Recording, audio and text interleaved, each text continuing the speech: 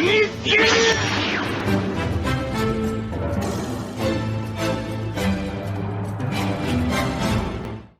it going, everybody? Welcome to the channel. Today we got chapter 27 of Phantom Seer. I apologize because I'm a couple days late.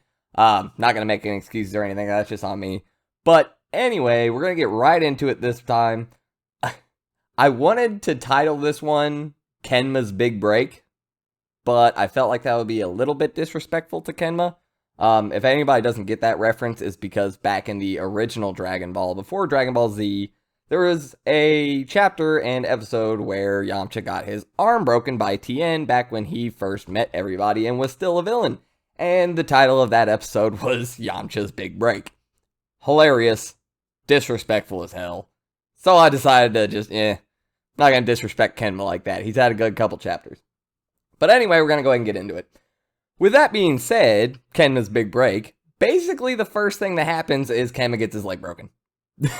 Like, instantly, that is, like, the first thing. We have the Puppet Master, or Rita, sitting there. She goes, "Do you like it? It's really well made, isn't it?" Snap. Just immediately. His leg snap. That's where we have Kondo saying, okay, so the doll is linked to him. That's terrifying. And we also have Amelia saying, "Rita, aren't you going to finish him off?" And Rita says, "No, I don't want it to end too quickly like last time." So obviously she's done this before. Obviously killed people very quickly by doing this before. Yeah, take your time, Rita. Don't kill Kenma, okay? Just chill. Just relax. It's okay. And then we get Kondo going into trance mode again, which was awesome. I absolutely love her transformation. I also like saying transformation. I said this last time. I absolutely love it. Unfortunately, Kondo gets one shot again. Now, granted, Kenma and Kondo are both worn the hell out. They just got done fighting Amelia, and now they have a full-powered Puppet Master, or Rita, on their hands. So I don't expect them to put up much of a fight right now.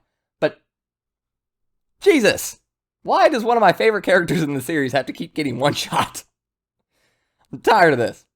But anyway, yeah, she gets one shot because ropes spring out of the ground, ensnare her, and just slam her into a wall. Ow. That hurt me. And we finally get to see the Puppet Master's Phantom, I guess you could say. I guess this is like her main Phantom whatever power. And it's literally just this tornado of ropes. And now I'm going to get a little nitpicky here, and you're going to see where things kind of bug me a little bit. This is actually kind of in the grammar and how it didn't really make sense to me. It said, "This is a highly ranked evil phantom, even among doll phantoms." Now, the reason that bugs me is it should kind of be the other way around. This is a highly ranked doll phantom, even among evil phantoms. Or am I getting it wrong and doll phantoms are just this, like, normally higher level of phantom? That seems kind of strange to me that dolls would be like, oh yeah, those are your high tier phantoms.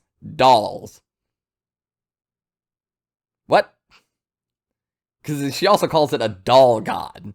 So you would imagine that's a highly ranked doll phantom, and even among all phantoms, it still ranks very highly. Now, granted, this could just be due to the translation from Japanese to English, but grammar kind of annoys me a little bit sometimes. When it's kind of weird and backwardy like that, I don't know, it just throws me off and I have to read it like 3 times and I don't like it. That's somewhere where I get nitpicky, even though I got dum-dum brain. But moving on from that, I didn't really care. It just threw me off for a second. I was like, wait a minute, shouldn't that be?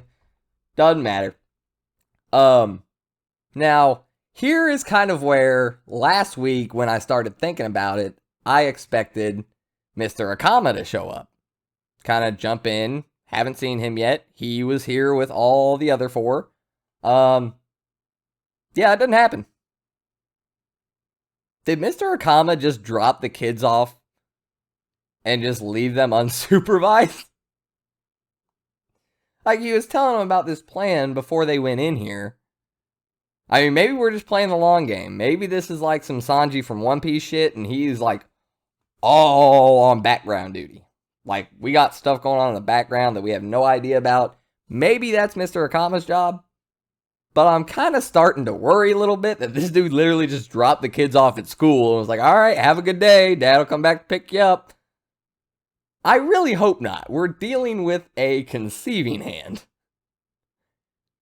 And like he said, one of the conceiving hands has fought Yayoi, probably the strongest shaman we know of at the moment, and lived. Granted, like you said, that's not the puppet master, but still, if the puppet master is in the same company as somebody who can fight Yayoi, we probably want all hands on deck for this. But he's just nowhere. I don't know. So, with that being said, both Kondo and Kenma are down. Nothing left to do but grab Riku. So, we go down to the basement. Riku's still trying to heal Iori, and it's not quite going right. She says that her barriers should be able to heal him just fine, but this black filth, I guess Amelia loves to call it. I don't know what else you would call it. Black phantom power juice. I don't know. Moving on.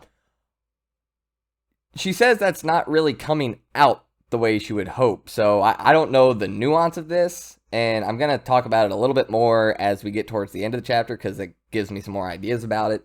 But as she tells us, okay, I just have to keep trying because it is kind of slowly working, we see ropes start to come past her face. And yes, those ropes grab her and drag her straight through the entire dollhouse. I mean, you see like 4 different hallways or chambers that this rope is just flying through, and she comes flying into the first floor, just skirt. She's got road rash on her thighs. At least one thigh. She's like skidding on her side. She's got a skirt on, okay? That hurts like hell. She was going fast too. Okay, this is just a couple little tiny panels of her flying through the hallway. So she... Not nice. Not nice. I mean, we're not dealing with nice people, but ow. Have you ever gotten road rash from just skidding on the pavement? Or just concrete in this case? I assume it's just a concrete floor. It's not fun. It's not fun at all. But yeah, that's when she gets out there, sees everything. Rita tells her that it's time to go see Senju Doji, which obviously we all know that's their plan, is to grab Riku and take her to Senju. Hopefully that doesn't happen. I'm going to assume that doesn't happen, because we go back down to the basement with Iori, and he's kind of talking to himself, kind of in and out of it, saying it's nobody there at all. Where is everyone? Is Riku not here? What's going on? And instead of, like I said, Mr. Akama showing up anywhere, like I expected, we get a call from a good old Big Sis. And Big Sis is calling to give us a little pep talk. Tell Iori it's time to wake up. Enough fooling around. I know you ain't hurt that bad. Get your ass up. You're being lazy. She actually had it. I feel like if this gets animated, it'll come across as a very cool line, even though it's not like a super badass line or anything. But at the very end, she says, "It's time to wake up, Iori." Although a cat didn't sneeze in the middle of her trying to say it. Anyway, she tells Iori it's time to wake up. Now, I've been getting the feeling that Iori's heart isn't really in it right now. He's not trying to get back up. After he got hit with that black filth and saw what he saw and said, "I saw something I didn't want to see," it's kind of seemed like he's just given up. He's just gonna lie there and not really try.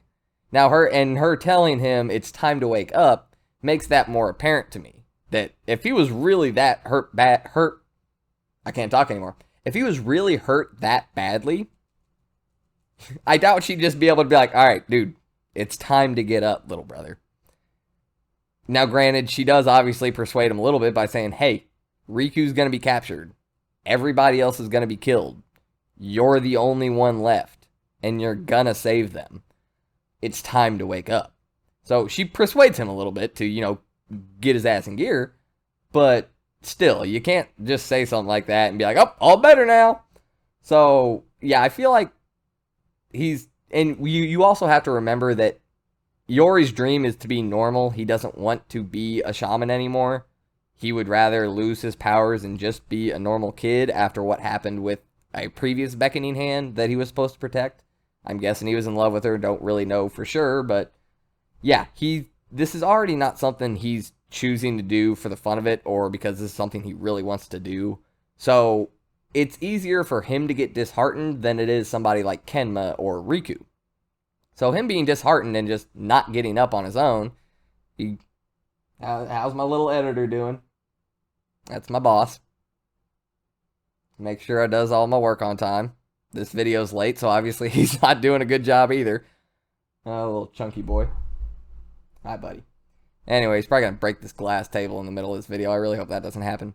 But anyway, yeah, her telling Iori is the end of the chapter. And that leads me into thinking when she said, "You're the only one left," that's what makes me think Akama's not here anymore.